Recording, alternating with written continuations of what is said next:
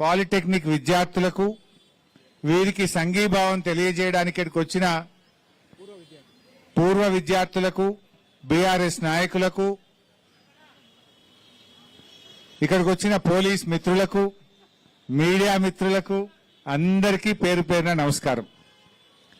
నేను ఈరోజు ఒక ప్రజాప్రతినిధిగా కంటే కూడా మీలో ఒకడిగా ఒక పూర్వ విద్యార్థిగా ఈ కాలేజీలో చదువుకున్న విద్యార్థిగా మీకు సంఘీభావం తెలియజేయడానికి ఇక్కడికి రావడం జరిగింది.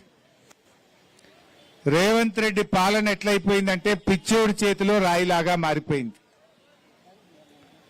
ఇవాళ రేవంత్ రెడ్డి గారు ఈ పాలిటెక్నిక్ విద్యను తీసుకుపోయి శక్తిలో కలుపుతున్నా అంటున్నాడు, ఐటీఐలతో కలుపుతున్నా అంటున్నాడు.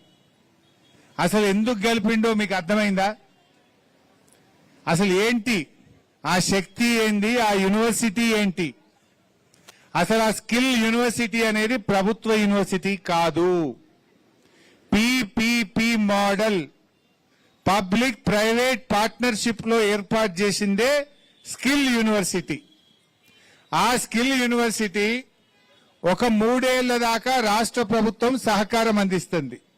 3 ఏళ్ల తర్వాత స్కిల్ యూనివర్సిటీ దాని కాళ్ళ మీద అది నిలబడాలి, పిల్లల దగ్గర ముక్కుపిండి ఫీజు వసూలు చేయాలి, లెక్చరర్లకు జీతాలు ఇవ్వాలి, కాలేజీ స్వయంగా తనకు తాను యూనివర్సిటీ నడుపుకోవాలన్నది నేను చెప్పట్లా, పిల్లలు చెప్పట్లేదు, స్కిల్ యూనివర్సిటీ చట్టములోనే పొందుపరచబడ్డది. Which is a PPP model. ఇలా ప్రభుత్వ పాలిటెక్నిక్లను తీసుకుపోయి ఎందుకు ప్రైవేట్ పరం చేస్తున్నావు రేవంత్ రెడ్డి? ఇలా రాష్ట్రంలో 113 పాలిటెక్నిక్లు ఉన్నాయి.